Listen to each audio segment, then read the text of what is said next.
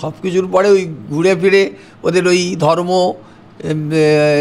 সংখ্যালঘু, মুসলমান, রোহিঙ্গা এইসব কথাবার্তা আমরা আগে তো শুনিনি, এখন দেখছি যে এই ধরনের মন্তব্য করে একটা বিভ্রান্ত এবং বিভাজনের রাজনীতি করতে চাইছেন। এটা খুবই খারাপ গণতন্ত্রের পক্ষে।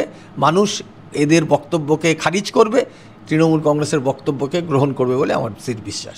এছাড়া আমাদের রাজনীতি কী আছে? বেকার বলেছিল সব বেকারি সমস্যার সমাধান করবে, নরেন্দ্র মোদীর আমলে সর্বোচ্চ বেকার হয়ে গেছে।